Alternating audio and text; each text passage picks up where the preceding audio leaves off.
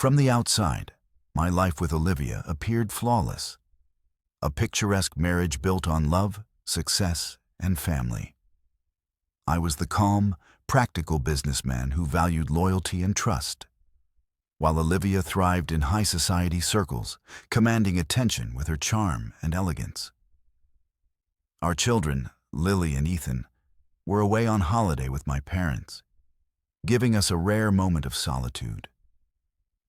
It seemed like the perfect opportunity to reconnect as a couple, or so I thought. When Olivia suggested a vacation, I was surprised. "It'll be good for us," she said with that winning smile of hers. "Just the two of us, a chance to relax, unwind, and rekindle what we have." Her words were convincing, but I noticed the subtle impatience in her tone, as if she were waiting for me to agree without question. And I did. How could I not? Trusting Olivia had always been my default setting, and besides, she was right. We deserved a break. She took charge of planning the trip, insisting she knew exactly what we needed. "I'll handle everything," she said with a wave of her perfectly manicured hand. I didn't argue. Olivia had a way of taking the reins and making it seem like she was doing me a favor. Truthfully, I was relieved to have one less thing to think about amidst the chaos of running a business. The weeks leading up to the vacation were a whirlwind of her excitement and my quiet anticipation. She spent hours researching resorts, booking spa packages, and shopping for vacation outfits. I simply nodded along, letting her enthusiasm carry us both. I reminded myself that this trip was her way of trying, of showing she cared about our relationship. But as the departure date approached, I couldn't shake a nagging feeling. It wasn't anything concrete, just a sense that something was off. Olivia's excitement seemed almost too rehearsed, her insistence on handling every detail unusually firm. Still, I dismissed my unease. Doubting Olivia felt disloyal, and I wasn't the type to second-guess my wife. When the day finally arrived, I watched her pack with an efficiency that spoke of experience. "Are you sure you've got everything?" I asked, half joking. "You've packed enough for a month." She laughed lightly, brushing off my comment. "You know how I am, always prepared." As we headed to the airport, I allowed myself to relax. Maybe this was exactly what we needed. A chance to reconnect without the distractions of daily life. I looked at Olivia, radiant and confident, and reminded myself why I fell in love with her in the first place. The flight was smooth, and Olivia spent most of it scrolling through her phone, occasionally glancing at me with a distracted smile. I didn't mind. I was content to sit quietly, imagining the serene beaches and peaceful days ahead. For once, I let myself believe that everything was as perfect as it seemed. When we arrived at the resort, Olivia's face lit up with excitement. "Isn't this stunning?" she gushed, gesturing to the grand entrance and the crystal-clear view of the ocean. I nodded, genuinely impressed. The place was luxurious, far beyond what I would have chosen for myself, but I didn't mind splurging if it made Olivia happy. As we checked in, she leaned into me, her voice low and conspiratorial. "This is going to be amazing, David. Just you wait." Her words felt reassuring, and I let my earlier doubts fade. For the first time in a long while, I felt optimistic. Whatever issues we had, this vacation felt like a step in the right direction. Little did I know, the perfect start was nothing more than an illusion. A carefully crafted facade that was about to shatter in the most unexpected way. The resort was breathtaking, the kind of place that graced luxury travel magazines. The expansive lobby gleamed with polished marble floors, and towering glass windows offered a panoramic view of the turquoise ocean. A welcome drink in hand, I allowed myself a moment to absorb it all. Maybe Olivia was right. This vacation could be the fresh start we needed. That's when I saw them. "David, look who's here!" Olivia exclaimed, waving enthusiastically. 3 women, Clara, Fiona, and Melissa, strode toward us, their designer sunglasses perched atop perfectly styled hair. Their energy filled the room like a tidal wave, all high-pitched laughter and exaggerated greetings. I blinked, confused. This was supposed to be a couple's getaway. Olivia hadn't mentioned anyone else joining us. Clara reached us first, pulling Olivia into a tight hug. "Liv, you look amazing. I can't believe we're finally doing this. This place is incredible." "Leave it to Olivia to pick the best," Melissa chimed in, her eyes sweeping the opulent surroundings. I stood there, an outsider in what was clearly a prearranged gathering. Olivia turned to me, her smile wide and bright. "David, you remember Clara, Fiona, and Melissa, don't you?" I nodded politely, although I barely remembered them from past social events Olivia had dragged me to. "Isn't this wonderful?" Olivia said, slipping her arm through mine. "We can all relax together. It'll be so much fun." Fun, right? That was one word for it. The group gravitated toward the plush seating area in the lobby, where drinks and appetizers were already waiting. I trailed behind, still processing the fact that this wasn't a trip for 2. As the women settled in, their laughter filled the air. Olivia was in her element, the center of attention, effortlessly steering the conversation.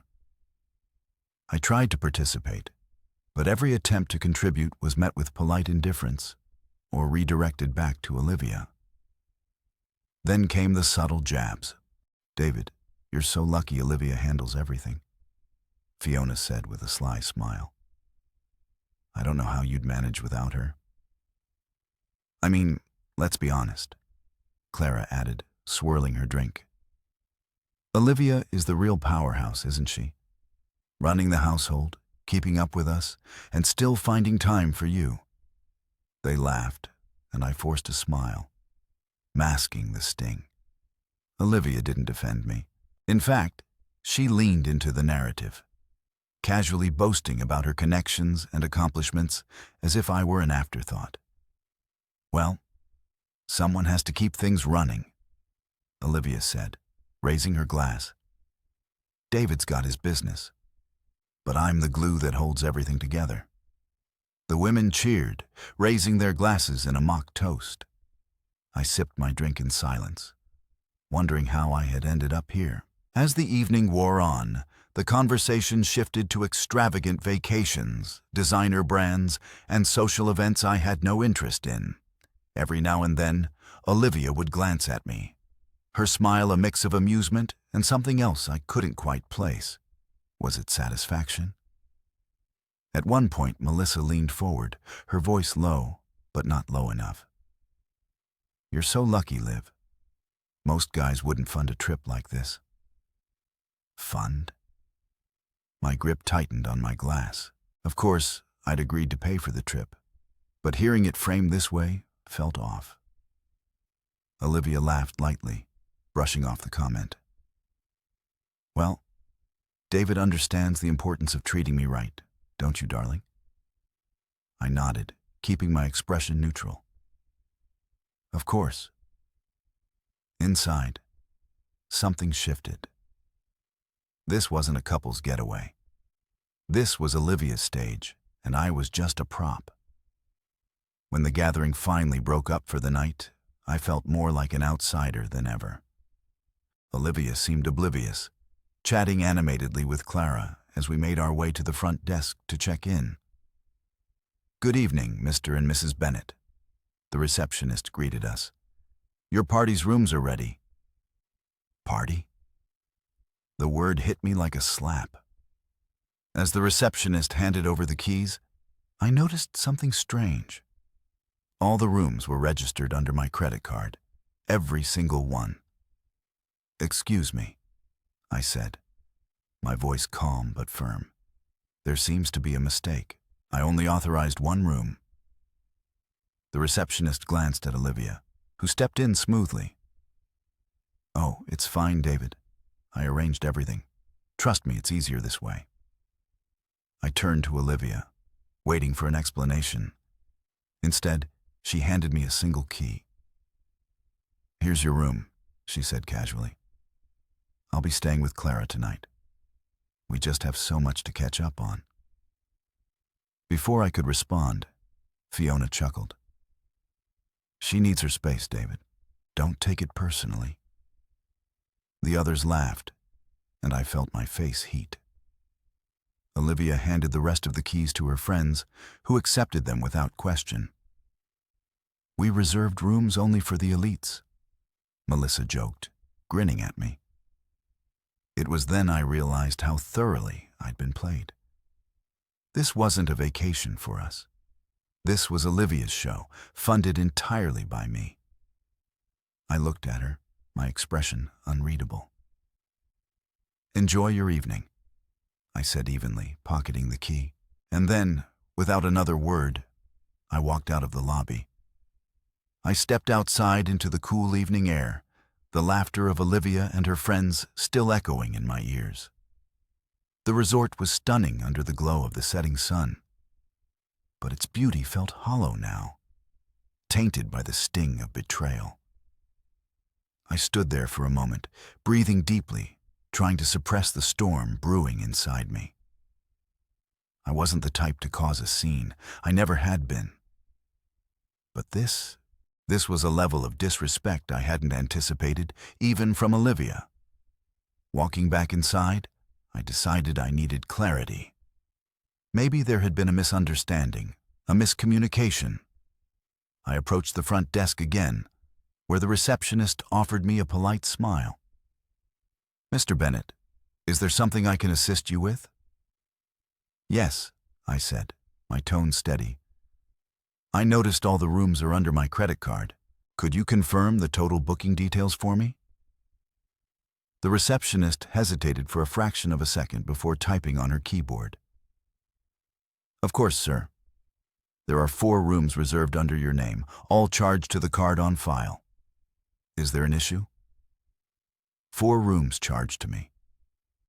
I clenched my jaw, nodding slowly. "No issue. Thank you for confirming." I stepped away, my thoughts racing. Olivia hadn't just invited her friends on this trip. She had funded their entire stay on my dime, and the fact that she hadn't bothered to mention it, that spoke volumes. Making my way to my assigned room, I tried to calm down. Maybe I was overreacting. Maybe Olivia had intended to tell me but had been waiting for the right moment. Maybe. I opened the door to my room, a standard suite that was perfectly fine, but noticeably less luxurious than what I'd glimpsed in the other rooms during check-in. Another detail that didn't escape me. Dropping my bag onto the bed, I sat down and rubbed my temples. I needed to talk to Olivia, to hear her explanation, even if I already had a sinking feeling I knew exactly how this conversation would go. Gathering my resolve, I left the room and headed to the suite where Olivia was staying with Clara. The door was ajar, and their voices spilled out into the hallway. "David's probably sulking right now," Olivia's voice floated out, light and dismissive. Clara laughed. "You don't have to explain yourself to him. He's lucky to even be here. Honestly, Liv, you're too nice sometimes." "Oh, please," Olivia replied. "David's harmless. He knows better than to make a fuss. Besides, this is my trip. He should just be grateful I let him tag along." The laughter that followed hit me like a physical blow.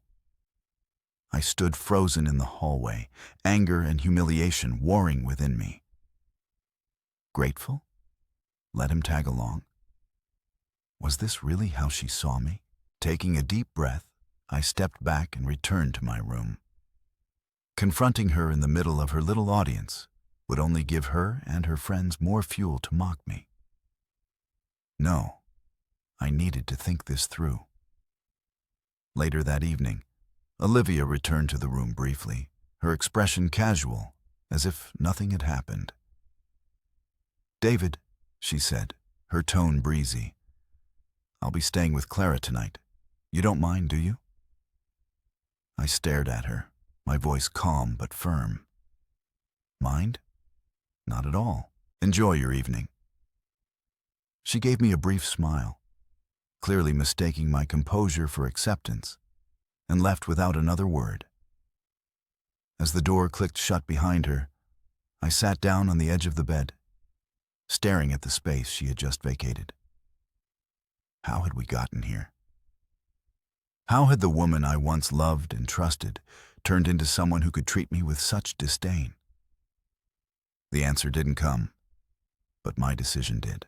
The next morning, I packed my bags and checked out of the resort without a word to Olivia or her friends. As I handed the receptionist my room key, she looked surprised. "Leaving so soon, Mr. Bennett?" "Yes," I replied evenly. "Please ensure all remaining charges to my card are canceled immediately." The receptionist nodded, sensing the finality in my tone. "Of course, sir." Walking out of the resort, I didn't feel regret. I felt relief. Olivia had made it clear where I stood in her life, and I wasn't going to stay where I wasn't valued. I slipped my phone out of my pocket, opened my banking app, and began canceling every card connected to Olivia's spending. Then I made one more call to my lawyer. "Mr. Bennett, how can I help you?"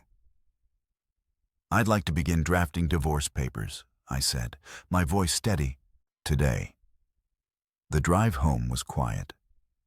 The kind of silence that forces you to confront every thought, every doubt, every simmering emotion.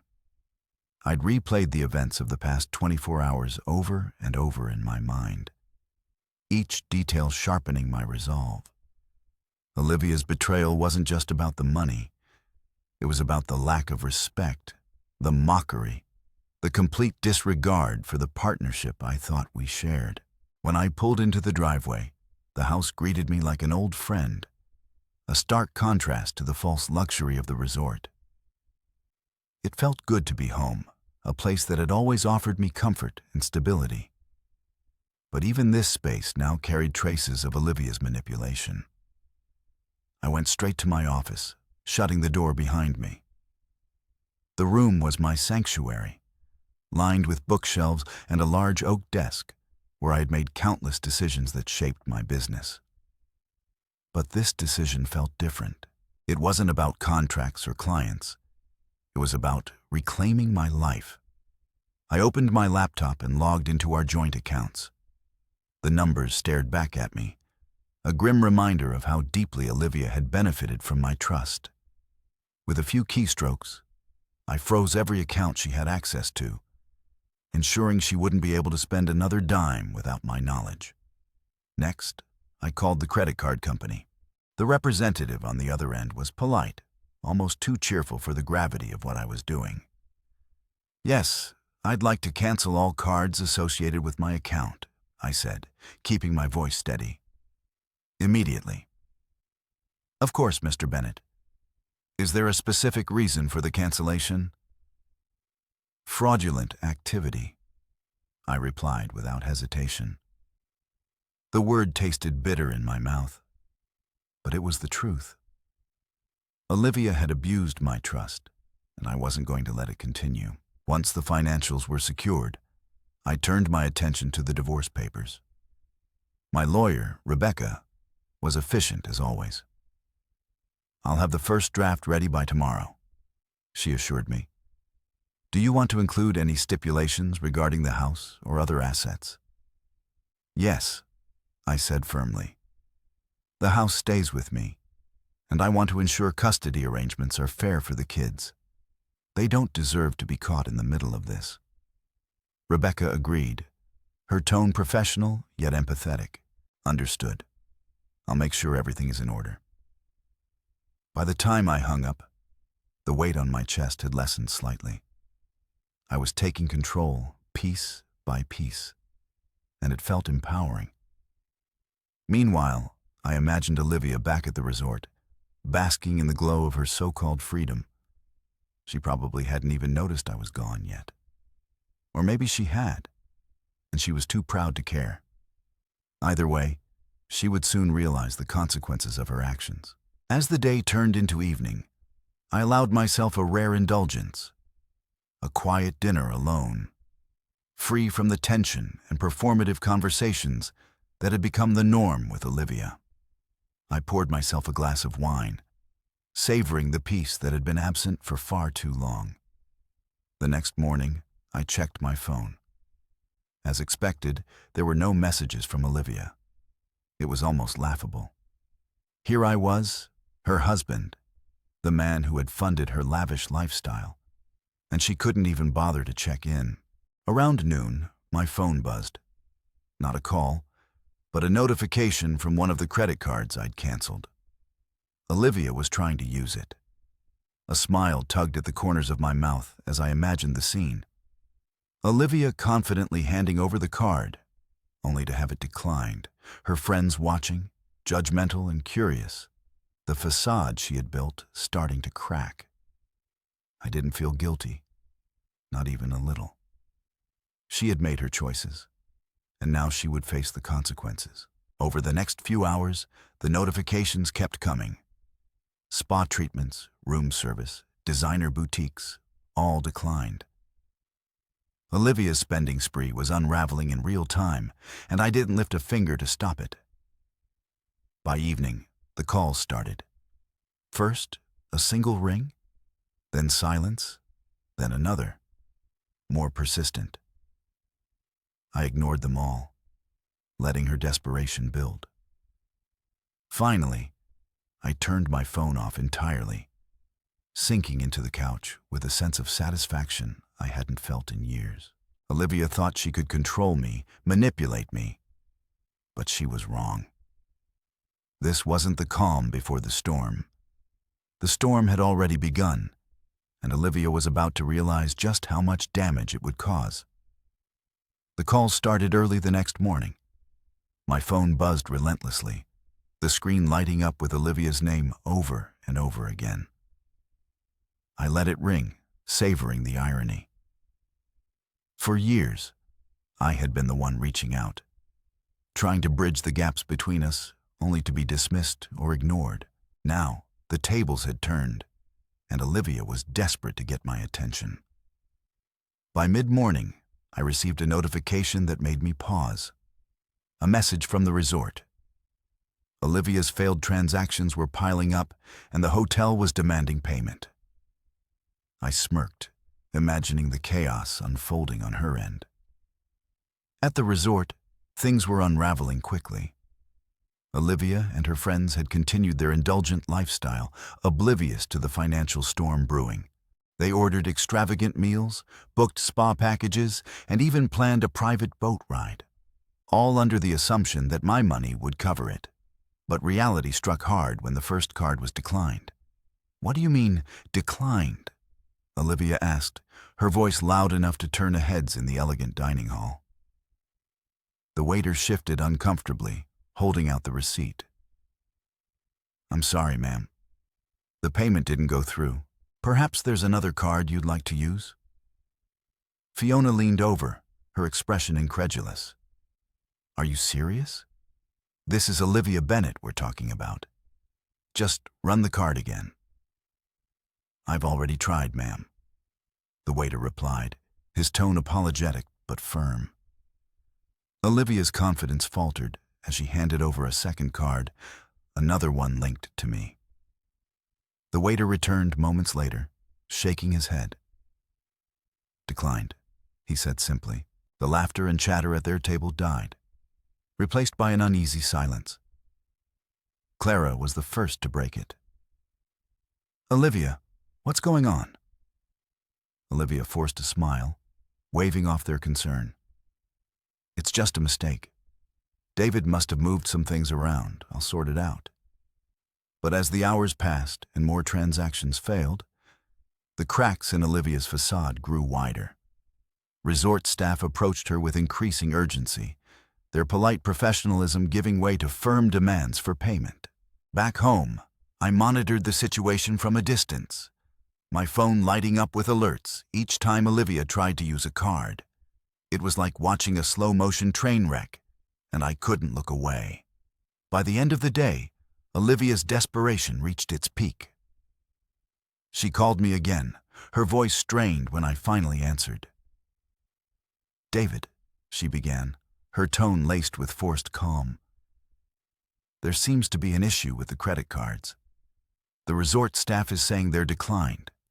Can you check on that for me?" I leaned back in my chair, letting the silence stretch before answering. "I already know, Olivia." Her breath hitched. "What do you mean?" I canceled them. All of them." The line went silent for a moment. Then her voice returned, sharp and accusing. "You canceled them? Why would you do that?" "Why?" I repeated, my voice calm but icy. "Because I'm done, Olivia. Done funding your games, your lies, and your ego. You've taken enough from me, and it stops now." "You're overreacting," she said, her voice rising. "This is just a misunderstanding. You didn't need to humiliate me like this." I laughed, a cold, humorless sound. "Humiliate you? That's rich coming from the woman who brought her friends on a trip I paid for and mocked me in front of them." "No, Olivia. This isn't humiliation. This is justice." Before she could respond, I ended the call, cutting off whatever excuse or manipulation she had prepared. Back at the resort, Olivia's world continued to crumble. Clara and Fiona, once so eager to bask in her glow, began to distance themselves. "Olivia, what's really going on?" Clara demanded. "You said you had everything under control. Now we're stuck with unpaid bills and no way to cover them." Fiona crossed her arms, her expression sour. "Were you lying about being the breadwinner? Is David the one paying for everything?" Olivia's temper flared, but she couldn't deny the truth. "It's not like that," she insisted. "David's just being difficult." But her friends weren't convinced. The bond they had shared, if it could even be called that, was disintegrating under the weight of Olivia's deception. As the resort staff continued to press for payment, Olivia realized she had no choice but to face the consequences. She tried calling me again, but I ignored every attempt. Later that evening, she received another blow. A resort employee approached her in the lobby, handing her an envelope. "What's this?" she asked, opening it with trembling hands. The words, "divorce petition," stared back at her in bold letters. Her friends, who had gathered nearby, looked over her shoulder in stunned silence. The humiliation was complete. "Olivia," Clara said after a long pause, her voice filled with a mix of pity and frustration. "You've really done it this time." And for the first time in years, Olivia was left truly alone. It had been 2 days since I'd left the resort, and I'd stayed true to my decision to cut Olivia off entirely. My phone sat on the kitchen counter, its screen lighting up sporadically with Olivia's name, but I ignored each call. By now, the divorce papers I had arranged would have been delivered, and I could only imagine her reaction when she opened them. It didn't take long for the fallout to reach me. Later that evening, as I sat in my office reviewing documents, my phone buzzed relentlessly. At first, I thought it was Olivia, but when I glanced at the screen, I saw an unfamiliar number. Against my better judgment, I answered. "David Bennett," I said curtly. "Mr. Bennett, this is Karen from the Riviera Resort," the voice on the other end said politely. "We're reaching out regarding an urgent matter involving your wife and her party. It appears there are unpaid charges for their stay, and they've informed us you were the account holder." I suppressed a laugh, leaning back in my chair. Karen, I'm not sure what Olivia told you, but we're no longer in a position where I'm responsible for her expenses. In fact, I've taken steps to ensure I'm not. Karen hesitated, clearly unsure how to proceed. I understand, sir, but the charges are significant. We were hoping to resolve this amicably. I have no doubt, I replied, my tone cool. But Olivia and her friends are adults. They can figure it out. Good luck. I hung up, shaking my head. Olivia had always relied on me to clean up her messes, but those days were over. Back at the resort, Olivia's world was falling apart. After the divorce papers were delivered, the resort staff refused to wait any longer for payment. They demanded immediate action, threatening to involve local authorities if the balance wasn't settled. David can't do this, Olivia fumed, pacing the lobby. She clutched the divorce papers in one hand, her phone in the other. He's being petty. He'll cave. He always does. But the resort manager wasn't interested in her personal drama. Ma'am, this is a business matter. We require payment in full before your party can continue to use our facilities. Clara, who had been silently observing the spectacle, finally snapped. Olivia, what is going on? First the cards are declined, and now we're being told the bills haven't been paid. You said you had this covered. Fiona, never one to hold back, chimed in. You lied to us, didn't you? All that talk about being the breadwinner? It's all David's money, isn't it? Olivia glared at them, her composure cracking. That's not the point. David's being vindictive. He canceled everything without warning. Maybe because he's finally tired of your games, Clara retorted. The tension between them was palpable. Olivia, once the confident ringleader of their group, was now exposed and vulnerable. Her friends, who had basked in her generosity, were turning against her. When the resort staff demanded their passports as collateral, the humiliation reached its peak. Olivia was forced to call her brother, begging for a loan to settle the bills. He agreed, reluctantly, but not without a lecture that left her seething. By the time the payments were cleared, the damage was done.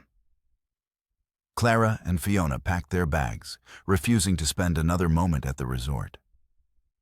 This isn't what I signed up for, Clara said coldly. You can find your own way home, Olivia. Fiona gave her a scornful look. Good luck with your divorce. You're going to need it. And just like that, Olivia was alone. The next morning, she returned to our home, expecting to find some semblance of normalcy. Instead, she was met with locked doors and a note taped to the front. Olivia, your belongings have been packed and sent to your brother's house. Please contact Rebecca Smith for any further communication. She'll handle the rest. David. The note was short, impersonal, and final. Olivia stood on the porch, staring at the life she'd taken for granted. Inside, I sat with a cup of coffee, watching her through the window. It wasn't out of cruelty. It was out of clarity. This was the life she had chosen, and I wasn't going to let her drag me down with her anymore. After several minutes, she finally left. Her shoulders slumped. I watched her drive away, feeling a strange mix of relief and sadness. This wasn't how I had envisioned our marriage ending, but it was the only path forward. For the first time in years, I felt free. The house was quiet when Olivia finally left. The kind of stillness that felt like a clean slate. I sat by the window, sipping my coffee, watching her car disappear down the street.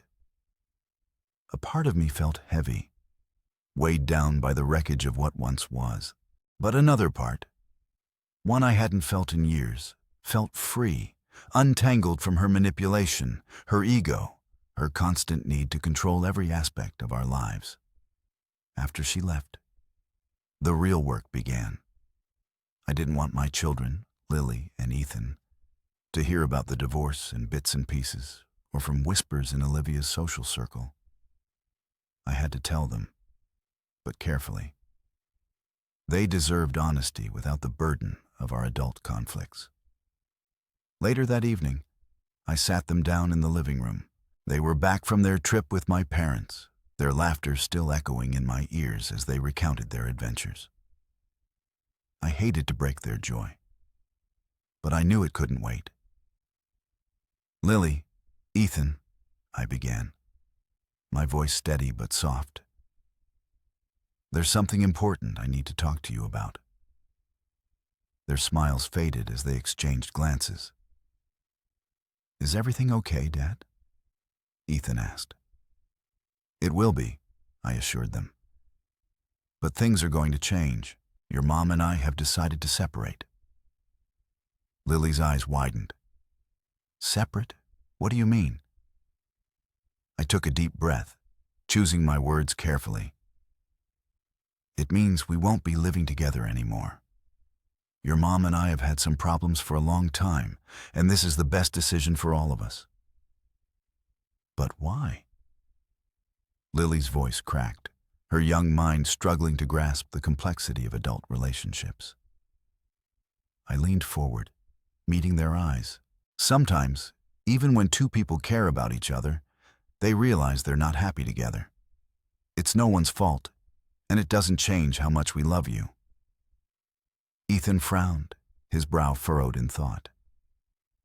"So, Mom's leaving?"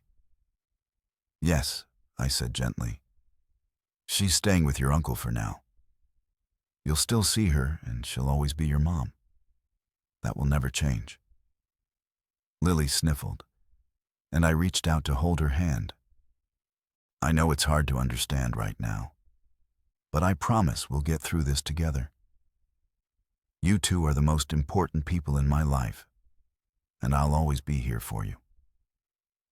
They nodded slowly, their faces a mix of sadness and confusion. It wasn't an easy conversation, but it was necessary. I wanted them to feel secure, even as our family dynamic shifted. The next few days were a whirlwind of adjustments. I focused on creating a stable routine for the kids, ensuring they felt safe and loved.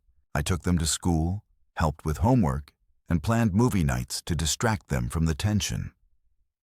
Meanwhile, Olivia's fallout continued. Word of her financial troubles and our impending divorce spread quickly through her social circle. The friends who had once flocked to her for parties and favors now distanced themselves, unwilling to associate with someone whose status had crumbled. Her brother called me once, exasperated. "David, she's blaming everyone but herself. I don't know how to deal with her." I sighed, leaning back in my chair. "She'll have to figure it out. I've done all I can." "Do you think she'll change?" he asked. I hesitated.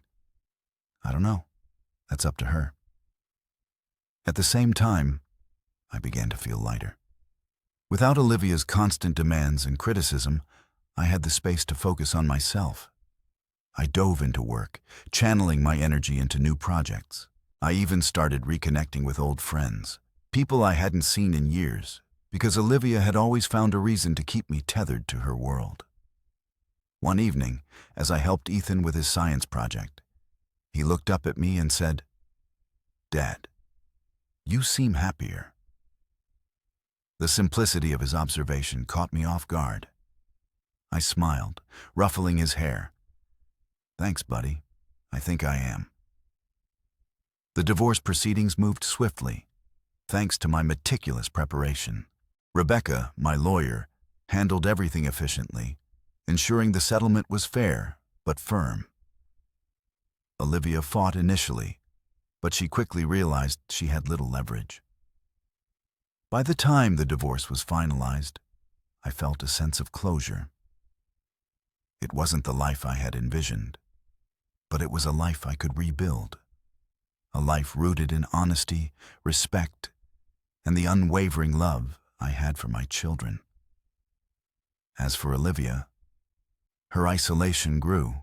Without the financial security and social clout she had enjoyed, she was forced to confront the reality of her choices.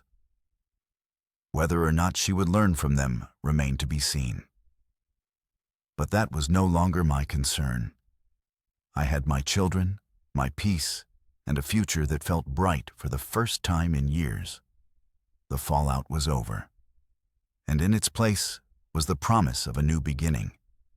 When I decided to cut Olivia off completely, I knew it would force her to face the consequences of her choices. What I didn't expect was how quickly her world would unravel. The woman who once thrived in the glow of high society and surrounded herself with sycophants was now facing the harsh reality of life without me as her safety net. It began with whispers among her friends. Clara and Fiona, who had abandoned her at the resort, wasted no time sharing their side of the story with their social circle. The tales of Olivia's unpaid bills and her humiliation at receiving divorce papers in the middle of a luxury vacation quickly made their rounds. Her carefully curated image of a powerful, independent woman shattered overnight. Olivia had always prided herself on being the center of attention, the life of every party. But now, she was the topic of ridicule. Invitations to events dried up, and those who had once flattered her avoided her calls. The socialite who once commanded rooms with her presence was now a pariah. Her brother, Jacob, reluctantly took her in after she left the resort. He called me often during those first few weeks, venting his frustration. "David, she's impossible," he said one evening, his voice heavy with exhaustion. "She refuses to accept responsibility for anything. She blames you for everything. The divorce, the money, even her friends turning on her." I leaned back in my chair. "She needs to wake up, Jacob. This is the bed she made. All I can do is focus on moving forward for the kids and myself." Jacob groaned. "I know. I just wish she'd realize how good she had it. You gave her everything, David, and this is how she repays you." "She'll figure it out," I replied, "or she won't. Either way, it's not my problem anymore."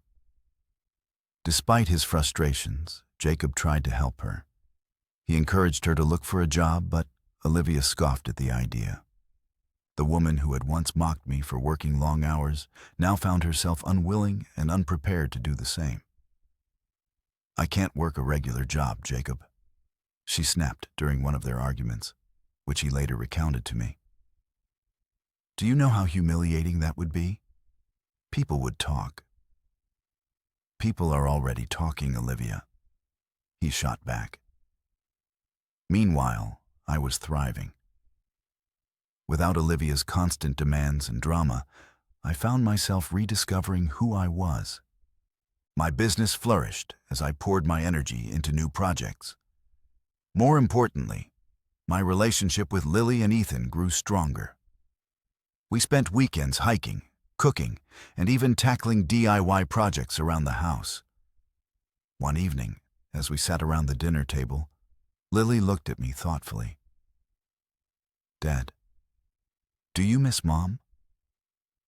The question caught me off guard, but I answered honestly. "I miss the good times, Lily, but I don't miss the way things were at the end. Sometimes, letting go is the best thing you can do for yourself and for the people you care about."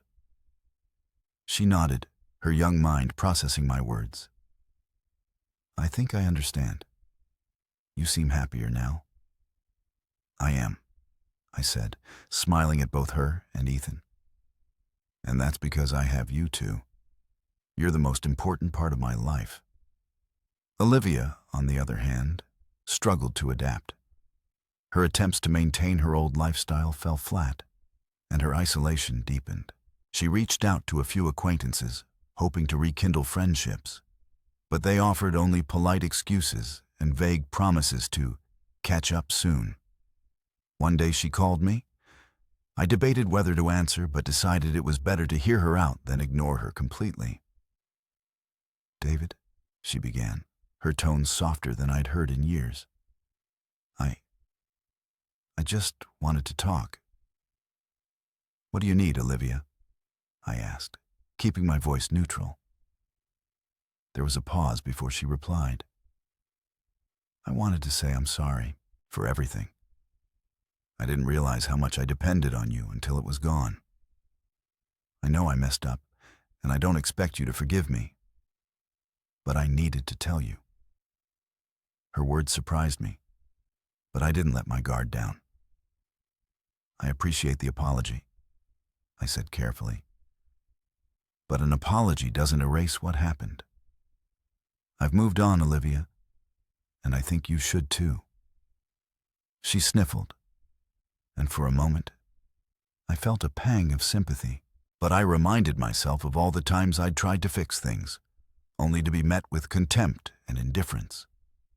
"Take care of yourself, Olivia," I said before ending the call. After that, I heard from her less frequently. Jacob mentioned that she had finally started looking for work, though her progress was slow. She was learning the hard way that the world doesn't cater to those who take it for granted. As for me, I focused on the future. I wasn't bitter or angry anymore. I was simply free. Olivia's isolation was a consequence of her choices. And while I wished her no ill will, I had no intention of letting her drag me back into her chaos. Life without Olivia was quieter, simpler, and filled with opportunities I hadn't realized I was missing. For the first time in years, I was truly at peace. Months had passed since Olivia walked out of my life, leaving behind the wreckage of our marriage. In that time, I'd built something stronger, something more fulfilling. Not just for myself, but for Lily and Ethan too. It hadn't been easy, but it had been worth it.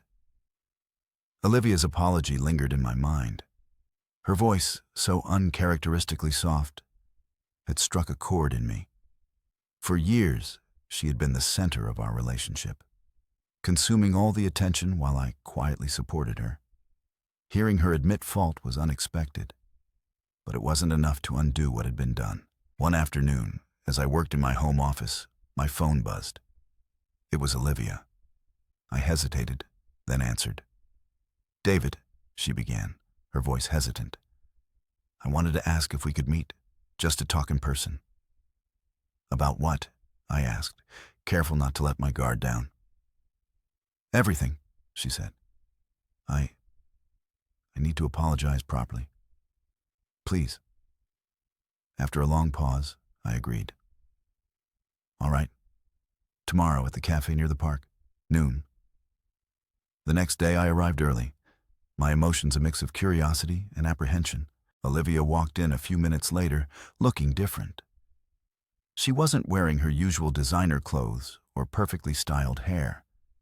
She looked tired, humbled, like someone who had been through a storm and was still finding her footing. "Thank you for coming," she said, sitting across from me. I nodded, waiting for her to speak. "I've had a lot of time to think," she began, her hands clasped tightly on the table. "About us, about what I did to you, to our family. And I realize now how selfish I was. I took you for granted, David.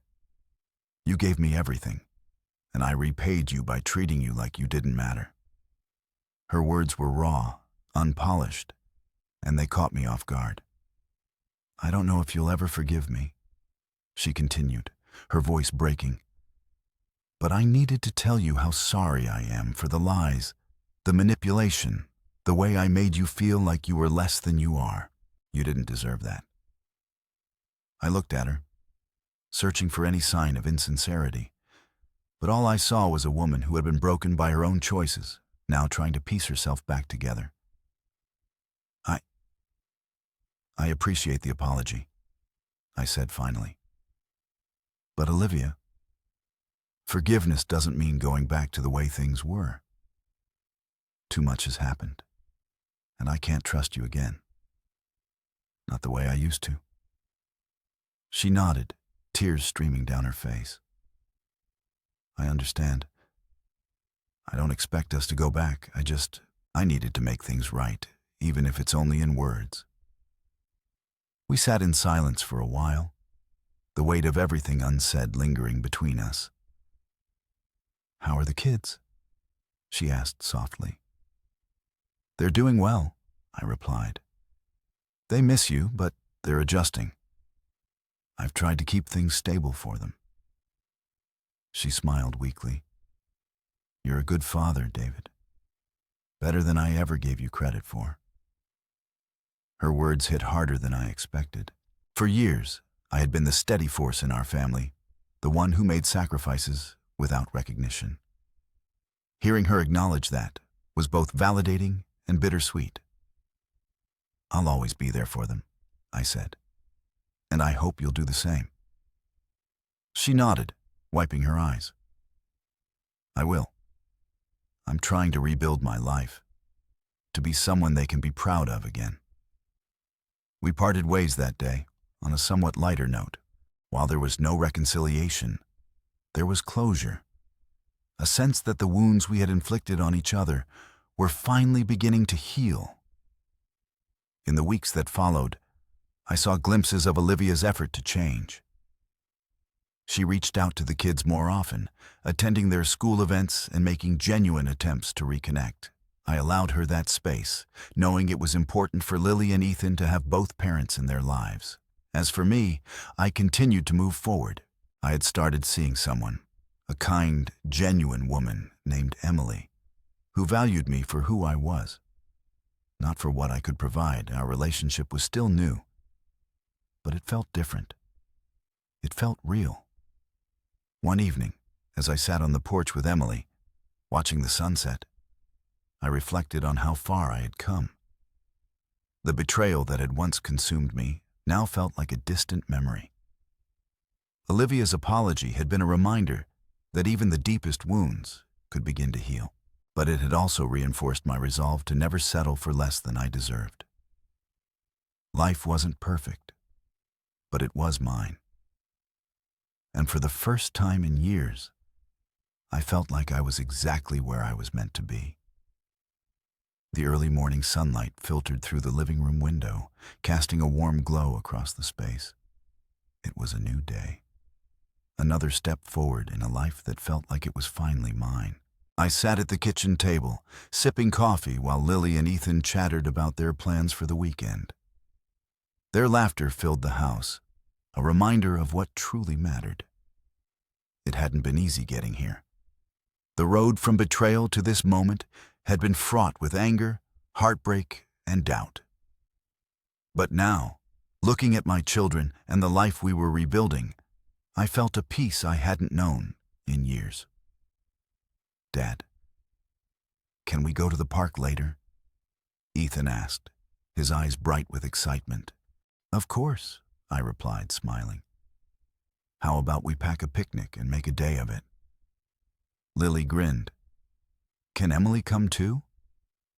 Her question caught me off guard, but only for a moment. Emily had been a constant in our lives lately, her warmth and kindness slowly weaving into the fabric of our family. She had met Lily and Ethan a few weeks ago, and to my relief, they adored her. "I'll ask her," I said, keeping my tone casual. "But let's plan it either way." Emily had been a surprise in every sense of the word. After years of feeling invisible in my marriage, she saw me for who I was. A father, a man, someone worth valuing. Her presence wasn't overwhelming or demanding. It was steady, supportive, and full of quiet joy. Later that afternoon, we met at the park. Emily arrived with a basket of snacks, her easy smile lighting up the day. Lily and Ethan ran ahead to the playground while we set up a blanket under a shady tree. "You're spoiling them," I teased as she unpacked cookies and sandwiches. "They deserve it," she said with a shrug. "And so do you." Her words made me pause. For so long, I had been conditioned to believe that my worth was tied to what I could provide. Emily reminded me that I was enough, just as I was. As the day went on, I watched my kids play, their laughter mingling with the sounds of the park. Emily sat beside me, her hand resting lightly on mine, and I realized something profound. I was happy. Truly, deeply happy. Meanwhile, Olivia was navigating her own journey. She had finally found a job at a local boutique, a far cry from the high society events she once dominated. It was humbling work, but it seemed to be teaching her the value of effort and responsibility. She had also begun mending her relationship with Lily and Ethan. She called regularly, asked about their lives, and even attended a few school events. The bitterness that once defined our interactions was fading, replaced by a tentative truce. One evening, after a school play, Olivia approached me in the parking lot. "David," she began, her voice hesitant, "thank you for letting me be part of their lives. I know I don't deserve it, but I'm grateful." I nodded, my expression neutral, but not unkind. "It's not about what you deserve, Olivia. It's about what they deserve. And they deserve to have both parents in their corner." Her eyes glistened with unshed tears, but she said nothing more. We parted ways, the unspoken understanding between us a sign of how far we had come. As the months passed, my life continued to take shape in ways I hadn't imagined. Emily and I grew closer, our relationship built on trust and mutual respect. She encouraged me to pursue hobbies I had long neglected: photography, hiking, even cooking. One evening, as we prepared dinner together, she turned to me with a thoughtful expression. "David," she said softly, "have you ever thought about what's next? Not just for us, but for you?" I paused, considering her question. "I think I'm already living it," I replied. "For the first time in years, I feel like I'm exactly where I'm supposed to be." She smiled, her eyes warm. "I'm glad. You deserve this." The days turned into weeks, and the weeks into months. Life wasn't perfect. It never would be. But it was real. And it was mine.